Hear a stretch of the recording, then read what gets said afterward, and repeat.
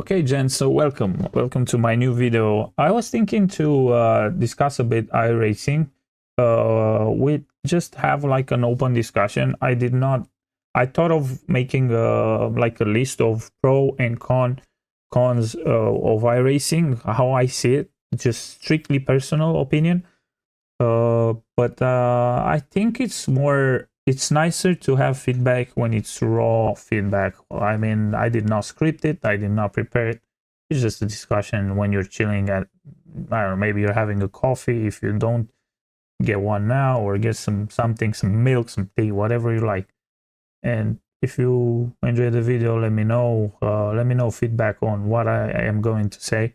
But I wanted to make this video because honestly I don't have much time to race and stuff, but I feel like this sort of video I like to do, and maybe some of you will like it as well, to brainstorm on it.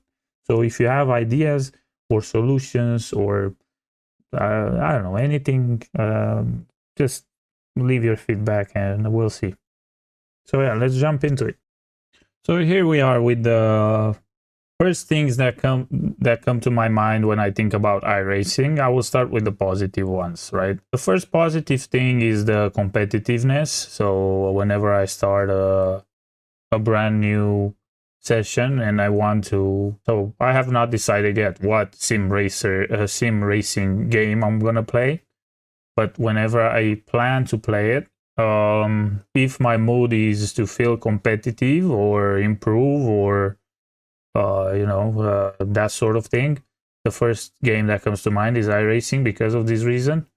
It has many official leagues, and you can participate to a lot of them. There are rookies series. Obviously, I'm not going to go into detail. There are all sort of filters here. They could work on this more.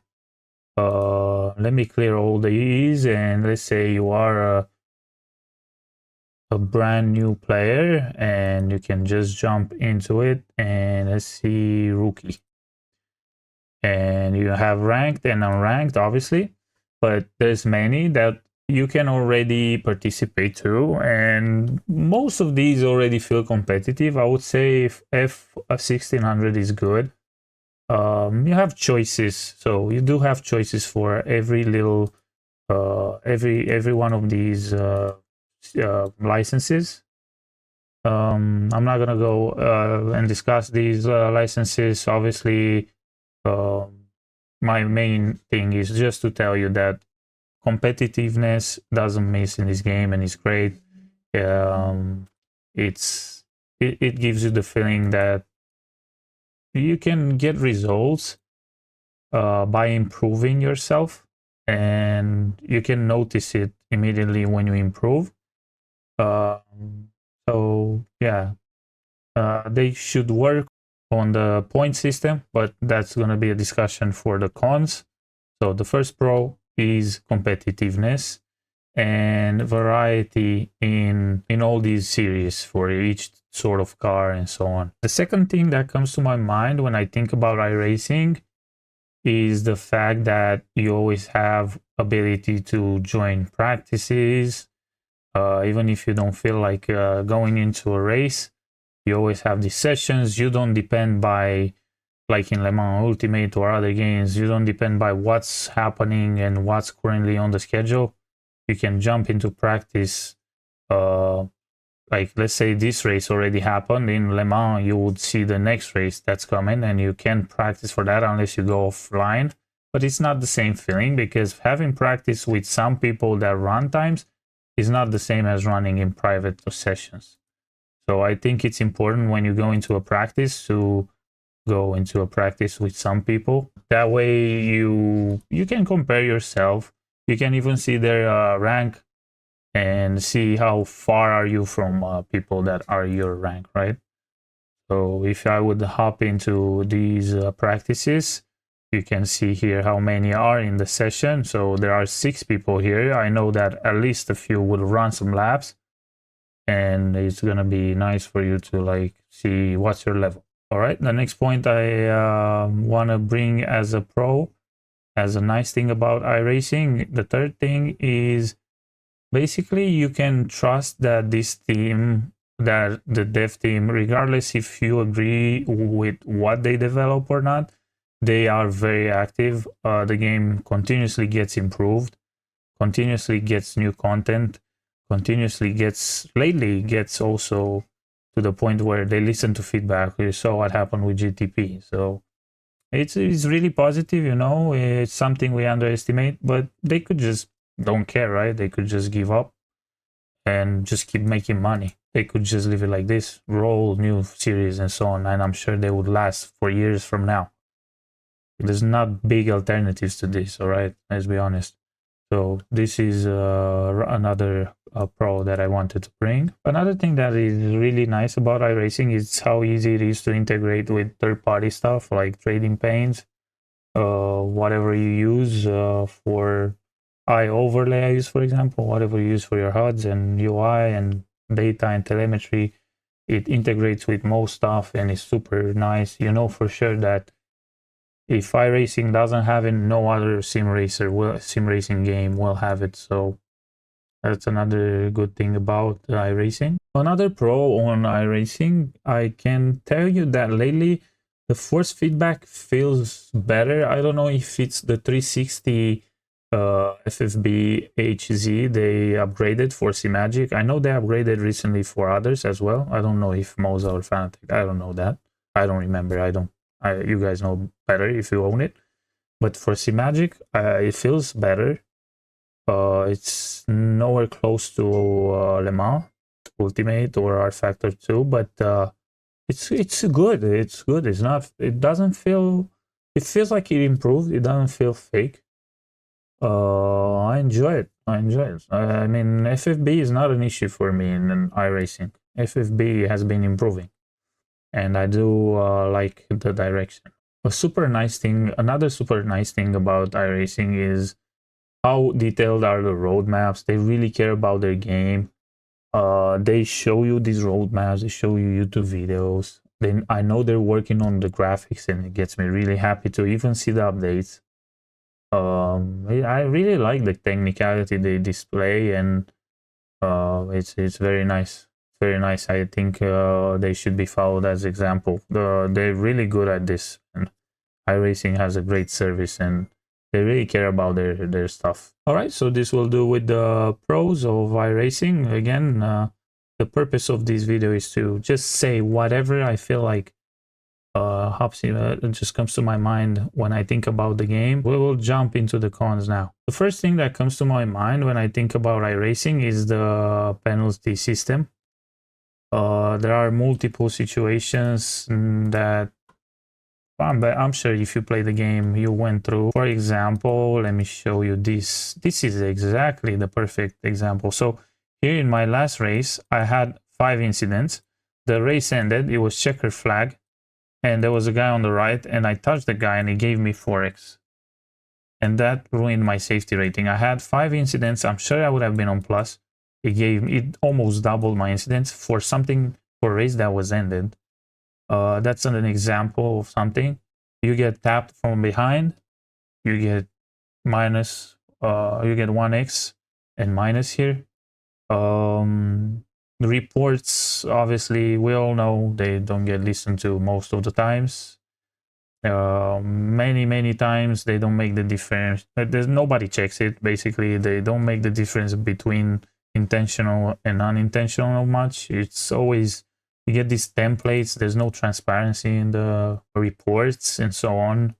For example, something that didn't make sense, I was in a practice, I was in a practice and I was on my phone, and I don't remember, I was trying to get out of pits on Sebring, and there was some weird guy, like I was super slow, and the guy just comes around and starts like playing around and hits me once. And then I'm like with the phone in my hand, and I just push the throttle and I just hit him back.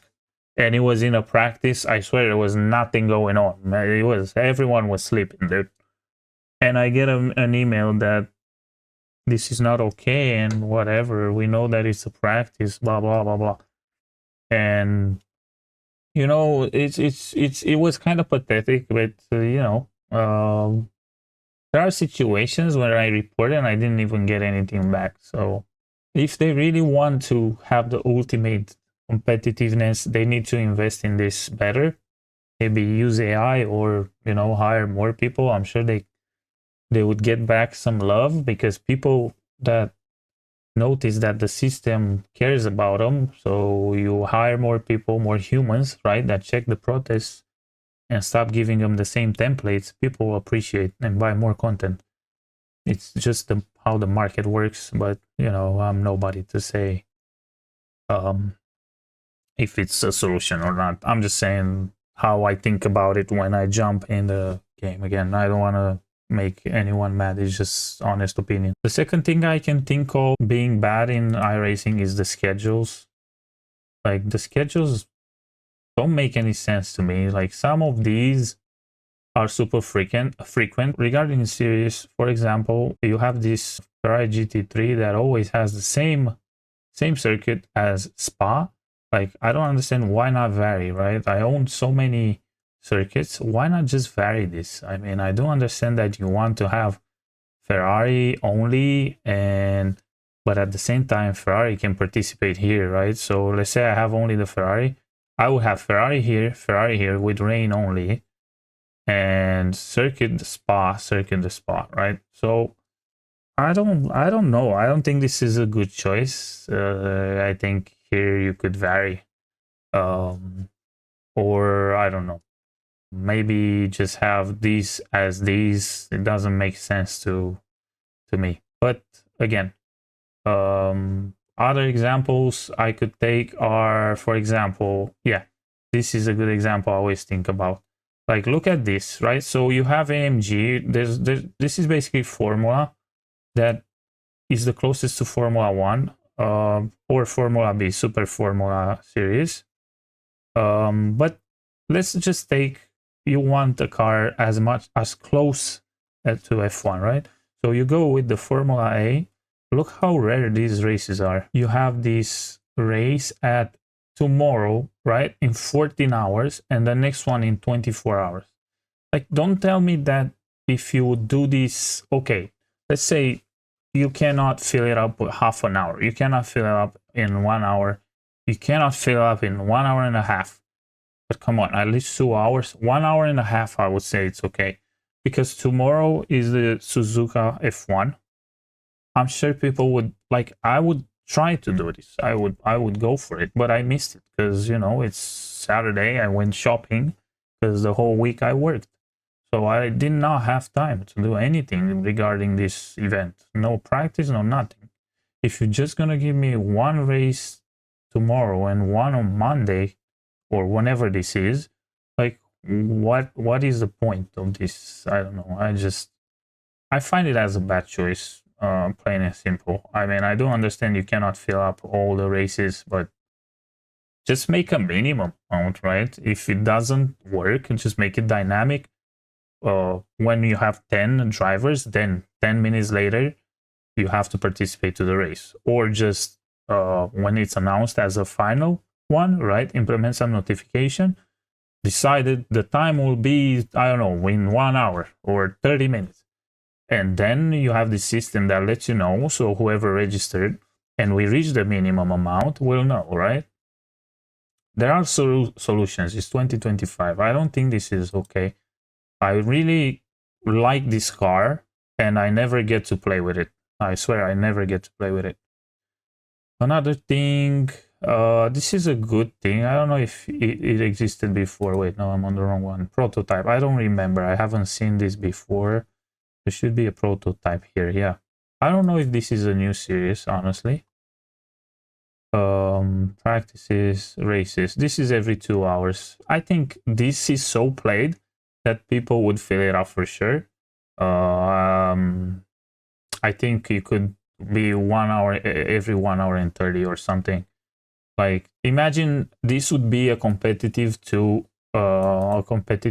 solution against Le Mans Ultimate, right? Let's say you want to compete with Le Mans Ultimate prototypes. Like, you put a race every 2 hours on Fuji, and that's it.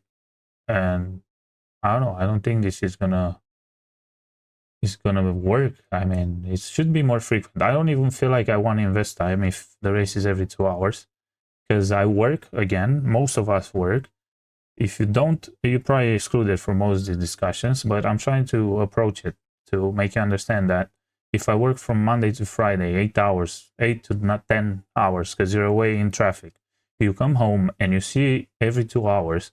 If you nail it right exactly after this just started, you will have to just play one race, right?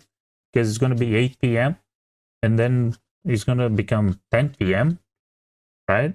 Or I don't know, 9 p.m. And then what? You wait 2 hours more to play one more, and you lose motivation, and you're like, wait, I can't really.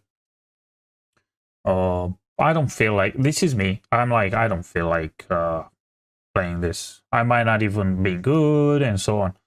And it's rare, and then I don't know, tomorrow is Monday, and it's gonna reset, and it's so on.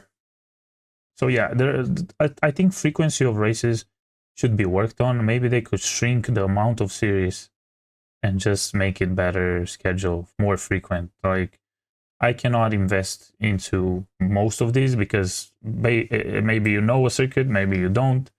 You go practice on it, and then you're like, oh shit, the race is in 2 hours. And then most have like 1 hour, but I don't know. Some of the series I would like are like this.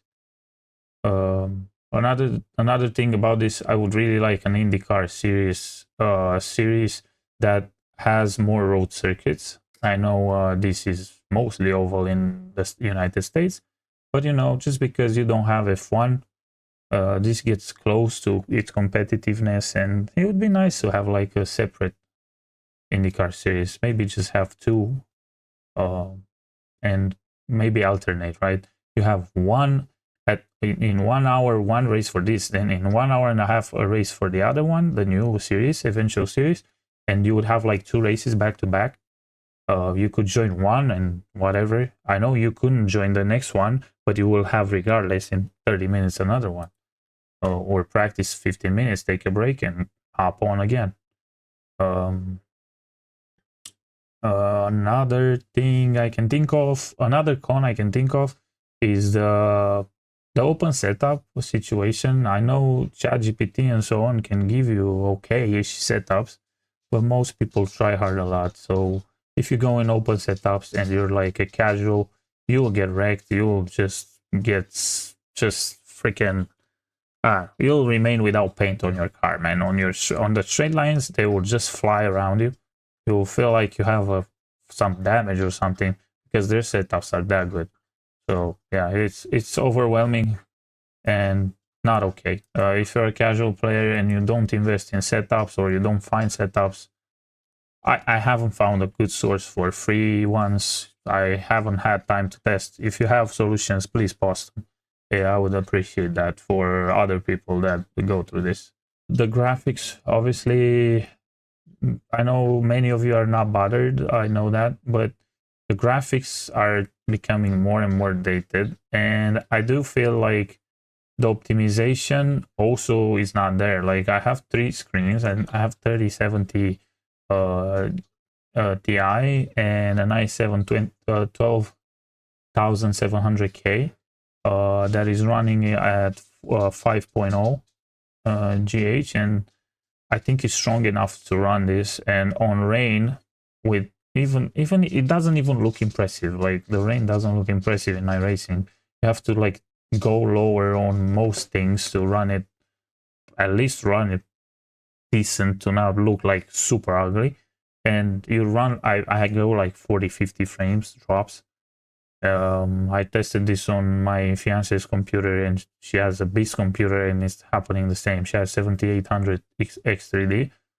I'm not gonna go into benchmarks. Obviously, you can always improve, but this, if you stream, record, or whatever, you add to that. I don't know. I feel like in 2025, a game that looks like iRacing should be super optimized. When I hop on, in normal races, I don't have any issues like that, but the rain, I like to play in the rain and such. But overall, just the graphics looks dated. Even like the paints look, this is made by an artist, and look at this paint. this is like all pixelated and stuff, because there's not enough poly on the textures to make it super accurate. And you can notice this in most things, like trees, sides. It just feels like all the tracks are the same. Like whenever I go play Automobilista 2 or Le Mans Ultimate, even though Le Mans Ultimate doesn't have great graphics, actually I don't think Le Mans has great graphics, but it has good environment, right? The lights or the overcast really feels like it changes a lot.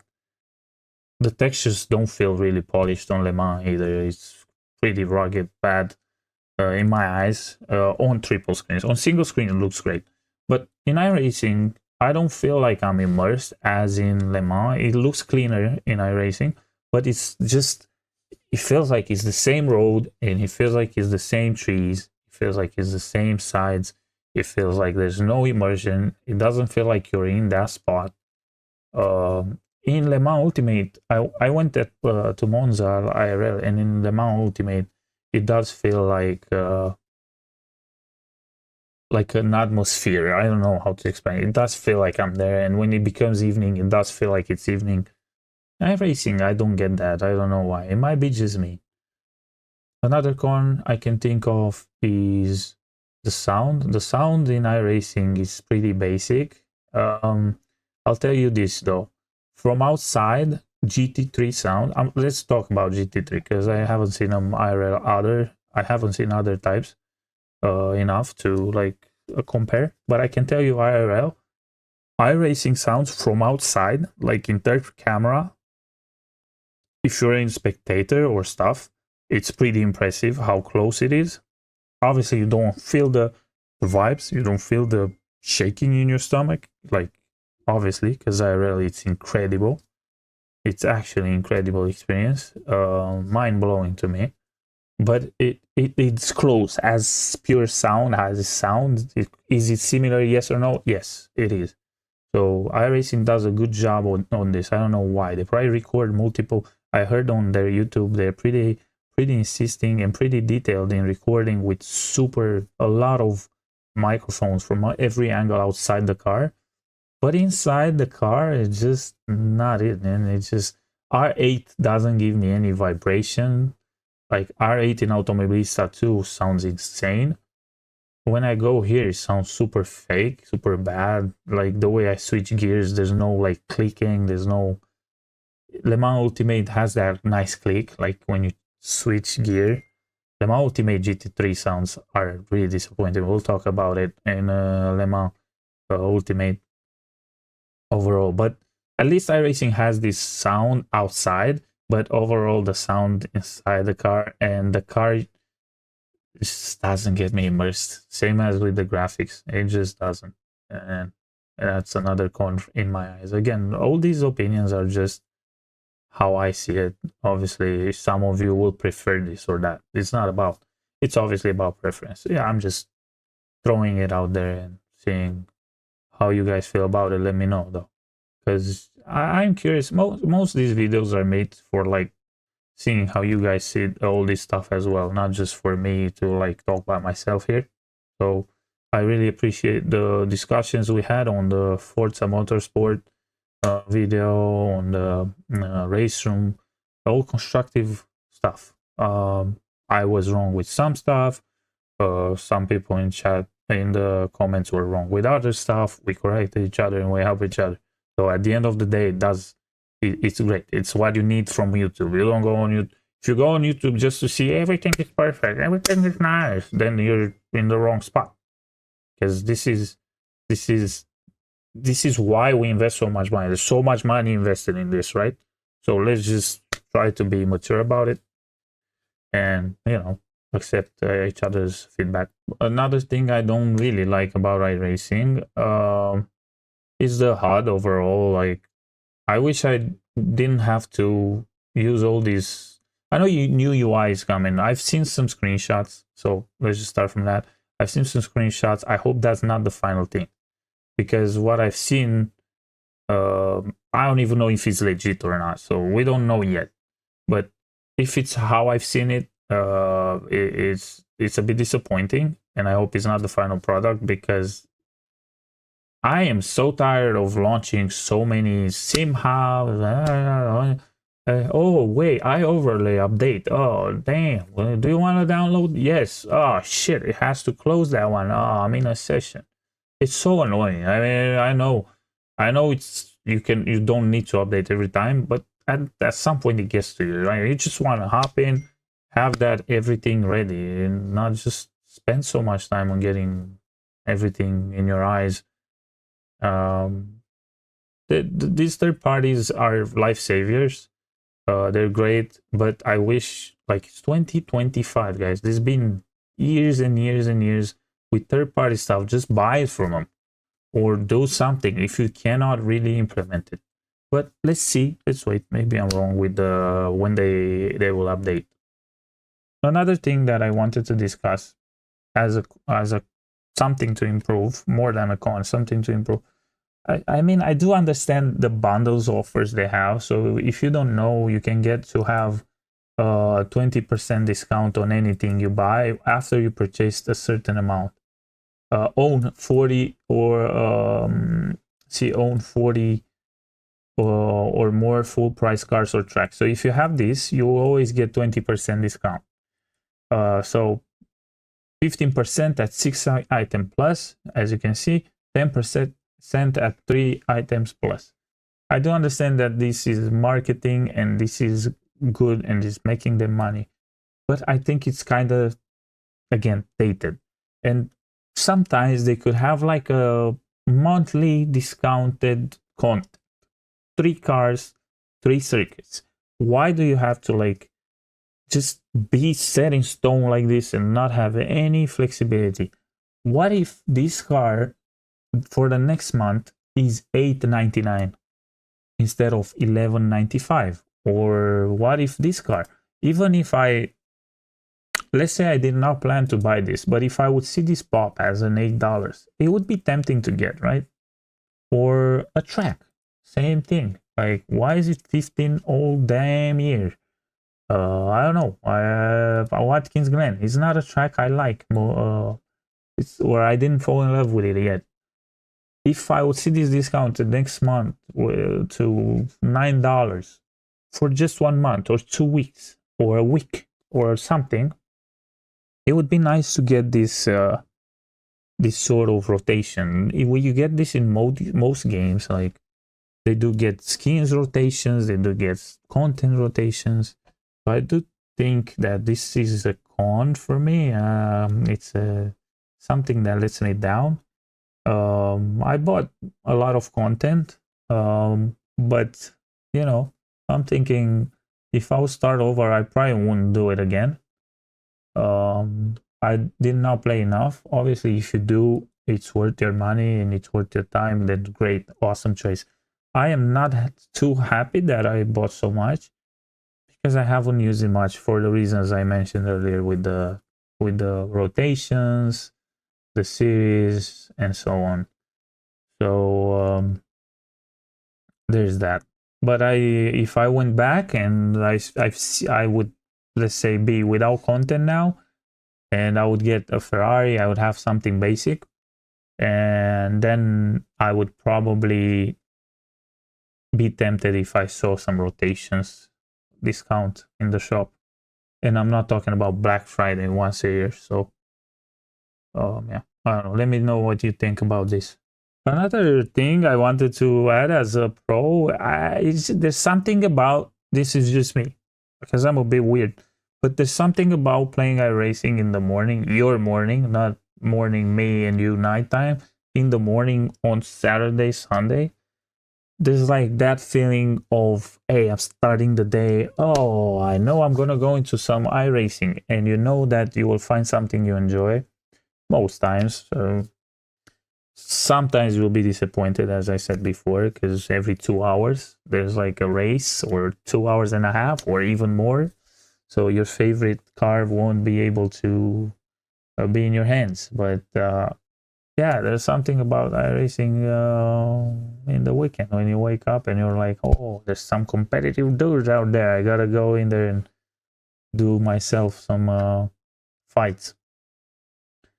But yeah, that was just something very personal about how I see iRacing.